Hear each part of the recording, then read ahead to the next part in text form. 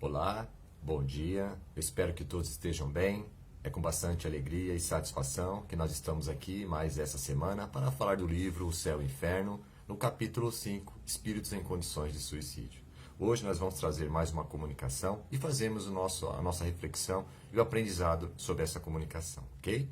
Bom, a comunicação é intitulada de Uma Mãe e Seu Filho. Vamos ver como ocorreu, né? No mês de março de 1865, o senhor C, aqui colocado o abreviado nome, né, para não colocar o nome desse espírito, negociante de uma cidadezinha perto de Paris, tinha em casa o filho de 21 anos, gravemente enfermo. Esse jovem, sentindo-se prestes a expiar, chamou a mãe e ainda teve força para beijá-la. Disse-lhe esta, derramando abundante lágrimas: Vai, meu filho, precede-me, não tardarei a seguir-te.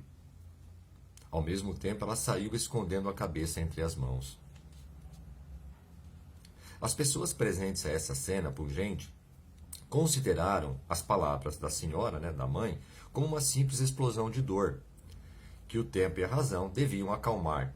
No entanto, tendo o doente sucumbindo, ou seja, logo após a morte de seu filho, procuraram-na pela casa toda e encontraram-na enforcada num sótão. O cortejo fúnebre da mãe fez-se ao mesmo tempo que a do filho. Então veja, a situação. E aí teve a evocação do filho, Vários dias depois do acontecimento, que ocorreu a desencarnação do filho, foi evocado o espírito dele para ver como é que estava a situação dele, Então foi assim.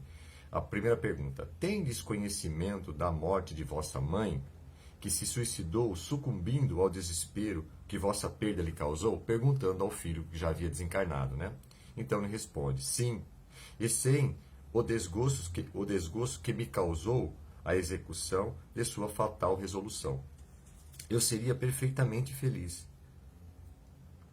Pobre e excelente mãe, Ela não pôde suportar a prova desta separação momentânea e tomou para se reunir ao filho que tanto amava a estrada que devia afastá-la dele.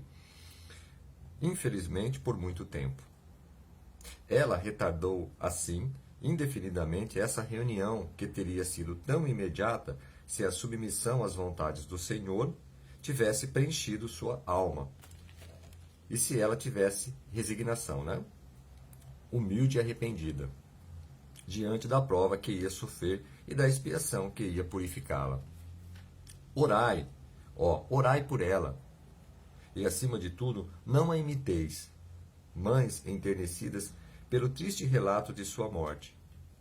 Não acrediteis que ela amava mais do que outras mães esse filho, que era sua alegria e seu orgulho. Não, ela não amava mais, mas faltou-lhe coragem e resignação. Mães que me escutais, quando virdes a agonia velar os olhos extintos de vossos filhos, lembrai-vos de que, como Cristo, eles sobem ao cimo do Calvário, de onde devem elevar-se na glória eterna.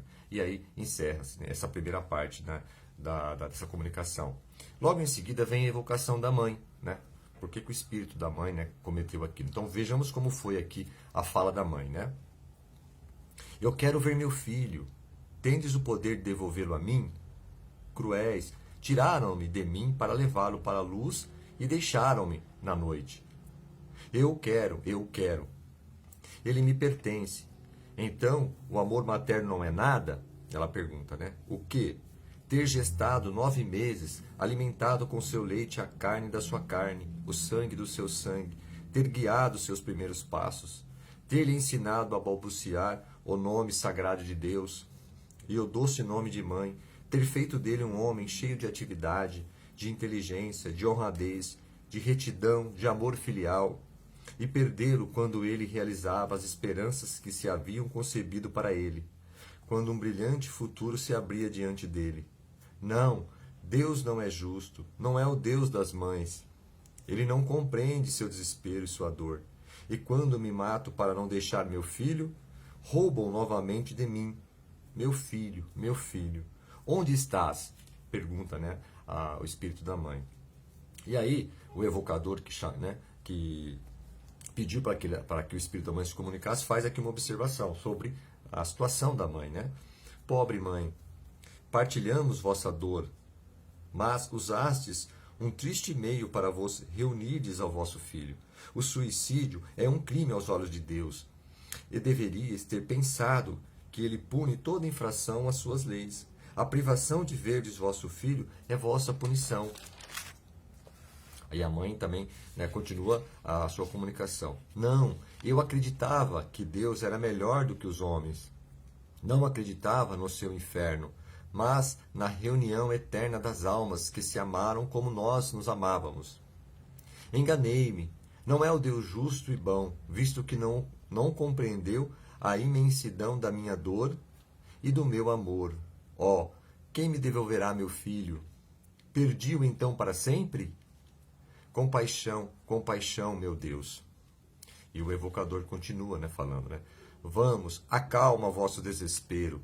Pensai que se existe um meio de rever vosso filho, não é blasfemando contra Deus, como fazeis. Em vez de opor a vosso favor, atrai sobre vós uma severidade maior. E a mãe continua, né? Eles me disseram que eu não o veria mais. Entendi que foi para o paraíso que o levaram. E eu, estou então no inferno? O inferno das mães? Ele existe, vejo bem demais. E continua o evocador, né? Vosso filho não está perdido irremediavelmente. Acreditai em mim, voltareis a vê-lo certamente, mas é preciso merecê-lo por vossa submissão à vontade de Deus. Ao passo que por vossa revolta podeis retardar esse momento indefinidamente. Escutai-me, Deus é infinitamente bom, mas é infinitamente justo. Ele nunca pune sem causa, e se vos infligiu grandes dores na terra, é que as havíeis merecido. A morte de vosso filho era uma prova para a vossa resignação. Infelizmente, sucumbistes a ela durante a vida, e eis que depois da morte sucumbis de novo. Como quereis que Deus recompense seus filhos rebeldes? Mas ele não é inexorável, acolhe sempre o arrependimento do culpado.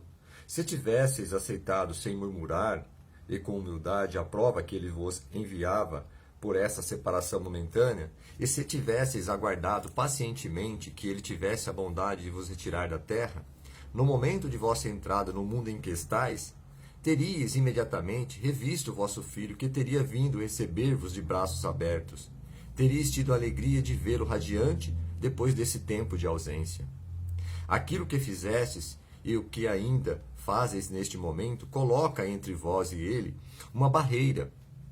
Não acrediteis que ele esteja perdido nas profundezas do espaço. Não, ele está mais perto de vós do que credes. Mas um véu impenetrável o esconde de vossa vista. Ele vos vê, ama-vos e geme pela triste posição em que vos mergulhou vossa falta de confiança em Deus. Ele deseja ardentemente o momento afortunado em que lhe será permitido mostrar-se a vós. Depende unicamente de vós apressar ou retardar este momento.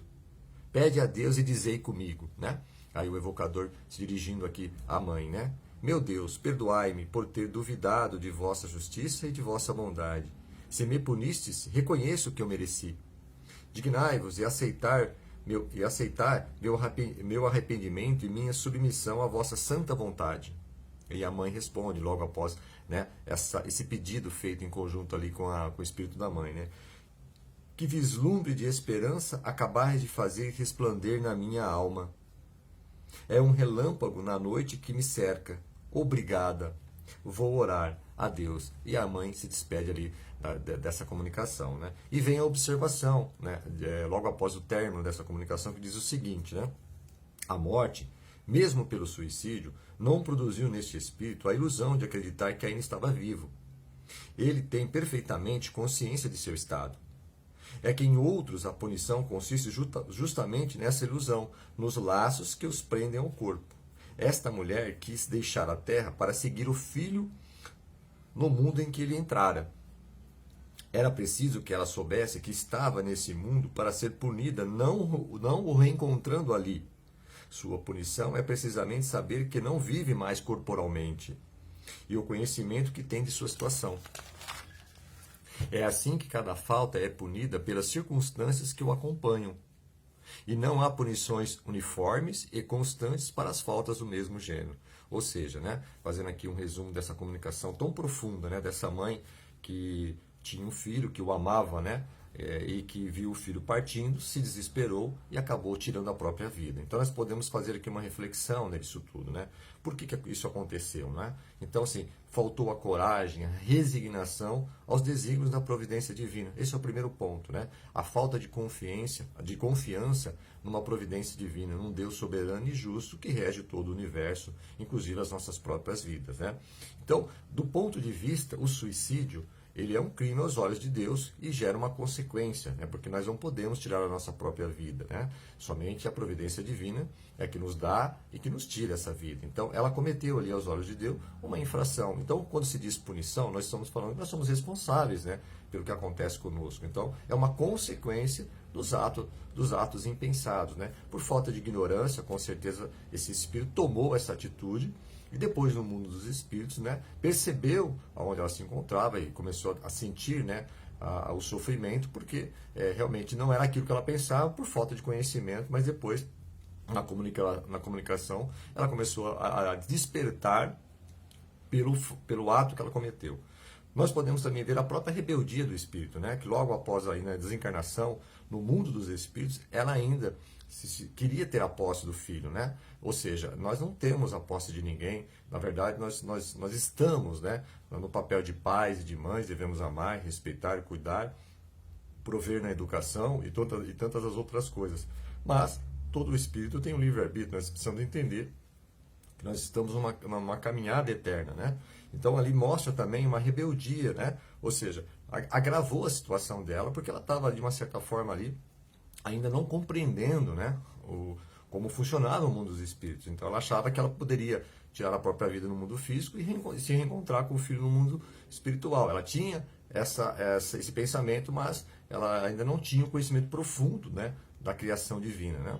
Então a morte do filho, né, era uma provação para ela. Então essa encarnação dela, ela tinha como provação essa separação um pouco mais cedo da presença do filho, que de uma certa maneira ela tinha que passar por isso, porque com certeza em outras encarnações ela precisava, né, agora recuperar ou dizer assim, reparar isso, né? Mas diante, né, do sofrimento ela acabou se desesperando e acabou sucumbindo diante dessa provação e acabou tirando a própria vida, vamos dizer assim, logo em seguida que seu filho desencarnou, né? Então, o que nós chamamos, né, nós entendemos na doutrina espírita, é que nós somos responsáveis. Então, as consequências de nossos atos impactam diretamente na nossa condição espiritual. É importante trabalhar na doutrina espírita para conhecer, né, o mundo dos espíritos, a vida futura. Então, essa lição traz muito isso. Para fazermos essa reflexão, entendermos a vida futura e o impacto das nossas decisões aqui no mundo terreno, isso acaba, de uma certa forma, impactando também a nossa condição no mundo espiritual. Ok? Eu espero ter contribuído bastante com essa comunicação e até a próxima semana, se Deus quiser.